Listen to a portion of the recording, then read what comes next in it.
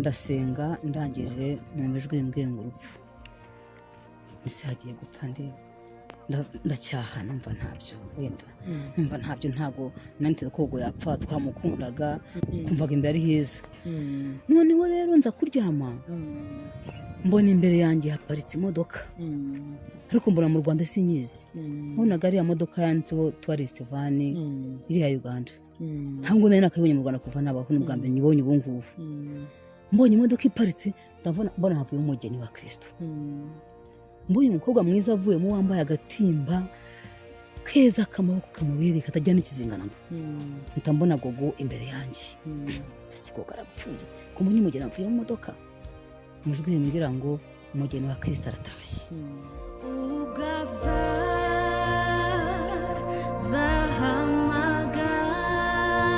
Mwami Yesu Kristo azaza ahamagara amazina yawe yose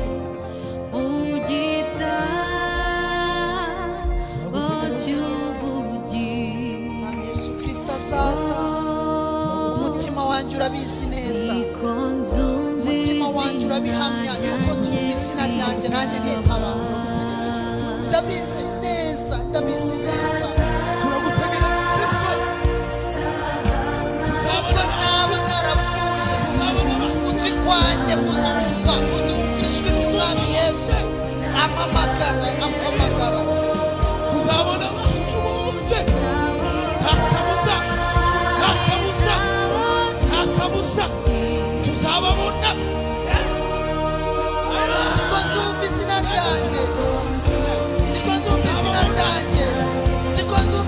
ryanjye nanjye nkitaba umunsi uzaba w'ibyishimo umunsi uzaba umunezero Mwami Yesu Kristo azaza ahamagara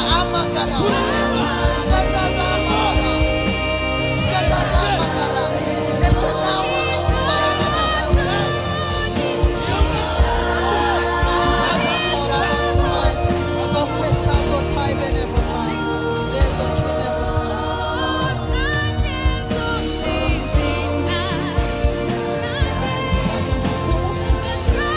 umunsi uzaba ari umunsi udasanzwe uzaba ari umunsi tuzakubona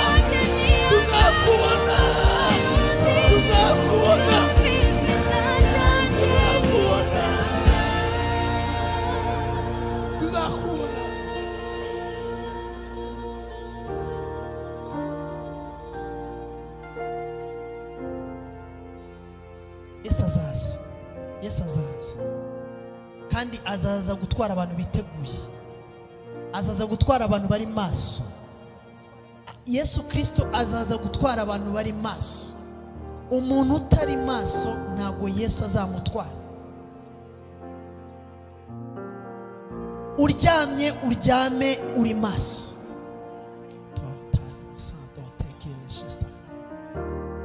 uri kugenda mu muhanda ugende uri maso uri gucuruza mu kazi kawe ugende uri maso itabaza ryawe rihoremo amavuta kandi rihore ryaka ubabaye uhore uri maso unezerewe uhore uri maso uri mu bigeragezo uhore uri maso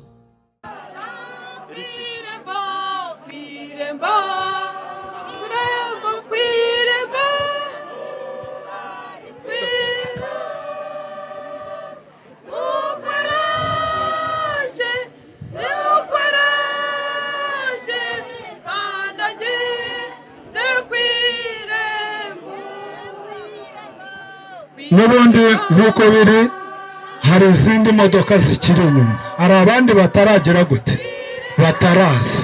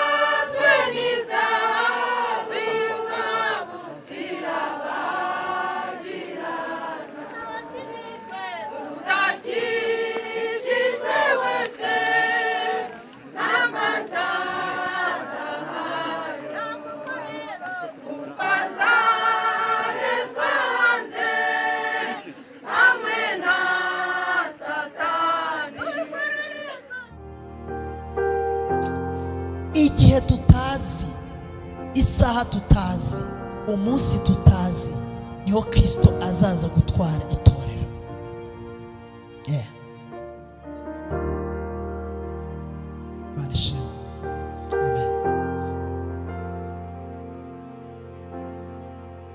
ntabwo indirimbo muri kuyumva, ntabwo muri kuyumva. Ni wo murage ngendana,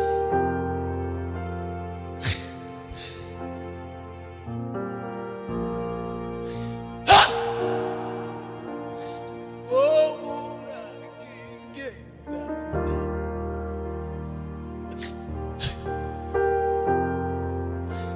ni wo murage ngendana,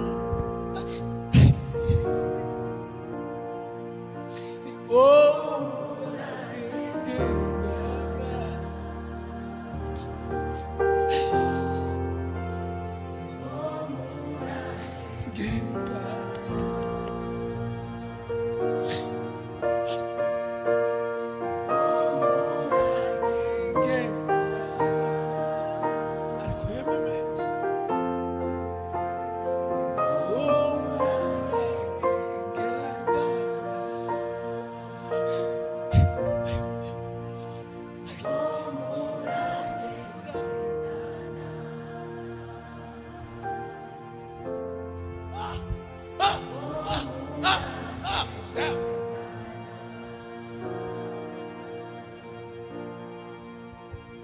Mana yanjye, ariko Mana we, hahirwa bakumenye bakakumenya neza. Ni wo murage, ni wo murage tugendana mu bihe byacu zose, mu kubaho kwacu kose, kubaho mu buzima bwacu, mu mibereho yacu. Yego, ndagushimiye cyane gukurikiza buri nshya. Ndakomeza kwifuriza amahoro ya Nyagasani ngo abane nawe. Ni ibyago twagize twese, ariko kandi nanone Bibiliya irabivuga neza mu byashwe ngo wasiwe ugushishana kuko umanukiwe n'umwanzi. Azi ko afite igihe gitoya, ni mpamvu ibyago n'amakuba byo birahari mu isi, ariko kandi nanone twebwe twamaze kumenya Kristo nk'umukiza w'ubugingo bwacu, dukomeje kugira ibyiringiro muri Kristo Yesu yuko abataha bamwizeye hari ubundi buzima bubategereje cyangwa se bamaze kwinjiramo. Uyu munsi wa none rero turi hano mu rwego wabo kwa Gogo, turimo turamusezera, ngira ngo turibuze kugenda tubereka uko umuhango ugenda, ariko ndi kumwe hano n'umubyeyi, umukozi w'Imana. Munkundire tumuganizeho gatumuraho neza. Yesu ashimwe cyane. Yego, nitwa Plaisir Ntaganzwa, ni umukristo mu itorero rya ADEPR i Kigali, ariko kandi ni umunyamakuru. Twamenye ibyago bikomeye cyane umuryango wa Gogo wagize wo kubura umwana wabo, ariko kandi nanone mu biganiro bitoya tumaze kugirana, wambwiye yuko uri umwe mu bantu Imana igiye icyizere ikabaha amakuru, kandi amakuru y'ijoro. Ndagira ngo utangire dusuhuza, utwibwira amazina yawe, numara kutwibwira tuze kuguha umwanya utuganirize, utubwire amakuru y'ijoro ryari ryaguhaye. Yego, muraho neza. Muraho. Nitwa Kayitesi Gaudence. Yego. Gogo yazaga mu gipangu kwa manager bakamwakira neza nk'umwamikazi, tubonye imbere ari heza, ntabwo ari guteza urupfu. Yego. Gusa njye nababaye, ariko nabonye urupfu kuri Gogo, kandi nzi ko ari muzima kumeka, nzi ko ari muri Uganda. Ndavuga nti toka Satani, n'ibintu ntabwo ari byo. Icyo gihe wari mu masengesho, wari uryamye, byemeze gute? Nasenze amasengesho y'iminsi 3.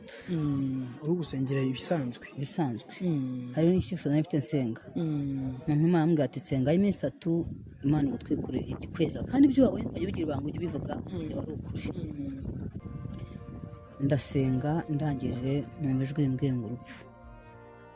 Ese hagiye gupfa nde? Ndacyaha, numva ntabyo, wenda numva ntabyo, ntabwo naniteze ko Gogo yapfa, twamukundaga, kumvaga imbere ari heza. Noneho rero nza kuryama, mbona imbere yanjye haparitse imodoka, ariko mbona mu Rwanda sinyizi. Mbonaga ari ya modoka yanditseho Tourist van iri ya Uganda. Ntabwo nari nakabonye mu Rwanda kuva nabaho, n'ubwa mbere nyibonye ubu ngubu. Mbonye imodoka iparitse, mbona havuye umugeni wa Kristo. Mbonye umukobwa mwiza avuyemo wambaye agatimba keza k'amaboko kamubereye katajya n'ikizingana. Mpita mbona Gogo imbere yanjye. Ese Gogo arapfuye? Ko mbonye umugeni avuye mu modoka, umujwi rimbwira ngo umugeni wa Kristo aratashye. ndavuga ibi ntabwo napfa kubivuga reka nsenge nuko mbona filime irangiye gutyo ariko imodoka mbonye iparitse havuyemo umugeni nkabona ntabwo nyizi ndavuga ibintu byanjye ko ari yerekana rindimo icyo nzi cyo mpamya ntashidikanya ubwo yabonye ishusho yambaye agatimba keza kamukwiriye yambaye agatimba keza katagira n'ikizinga na kimwe gusa imirimo y'abera n'izaduherekeza imirimo ye yamuherekeje yajyaga arimba ngo mu ijoro hariyo gitari yanjye nzayicuranga agiye kurimba gucuranga gitari ye yateguriwe mu gihugu cyo mu ijoro. none se umugogo usibye kuba wenda Imana yarabikweretse wigeze ubimuganiriza urabimubwira yari ari Uganda ubwo nabibonye ari Uganda ari kumwe na manager we ntabwo isi koko kari Uganda yajyanye na manager we bagiye kumara icyumweru cyose bari Uganda ibintu bije biti ko smartphone yanjye yari yarituye hasi irapfa ntari na online manager sinayimubwira ubwo sinayimubwira mvaga wenda ari nk'inzozi zinje imbere numvaga atari n'ibintu bitari bisohora wenda mbona nanjye uzanapfa kuko numva kumva ngo urupfu ariko mbona kuko imbere yanjye mbona agatimba keza cyane kamukwiriye Imana ishimwe kuko itanga ijuru yariteguriye kuko agiye kuruhukira mu mahoro ubundi agacuranga gitari ye mu ijuru Imana yamuteguriye. nizere yuko wenda Imana ibikwereka itigeze gutuma wenda ikaba yarakumenyesheje nk'umuntu wayo wenda itaba yaragutumye ukaba waribagiwe nta muntu yamenyesheje ngo ntumeho nta n'umwe ni nka filime nabonye ngewe ni nka filime nabonye niwe imbere yanjye ariko mbona iriya modoka nabwira modoka ko nayizi ko mbonye iparitse imbere yanjye nkabona havuye umugeni nkabona ni gogo byifashe bite ntabwo nari nzi ko mu Rwanda hajya imodoka zimeze kuriya byarantunguye gusa iyo mu ijuru yo gogo nta gushidikanya afite icyizere 100% ijuru ryo yararikoreye araribonye afite gitari gucurangira Imana duhana umugisha. mu rupfu rwa gogo ni ikihe kintu wenda wakuyemo cyangwa se ni ikihe kintu byagusigiye mu buryo bw'umwuka ushobora no gusangiza n'abandi badukurikiye? mu buryo bw'umwuka mu rupfu rwa gogo ikintu cyo nakuyemo nk'isomo ni ukuba abakristo twese duhora twiteguye kuko gogo yajyaga aza mu gipangu ntabwo yakandagiye ntawe yahutaje n'abana bavuga bati going bati goodbye gogo yari afite social muri we ari afite sociability muri we abantu bose amahoro abana gusa no guhora twese abakristo abaririmbyi abanyamasengesho dufite imamo myiza kugira buryo ikanzu yacu yera twambaye itajyaho ikizinga. reka mushimire cyane Imana y'amahoro iguha umugisha mwinshi cyane. namwe murakoze cyane.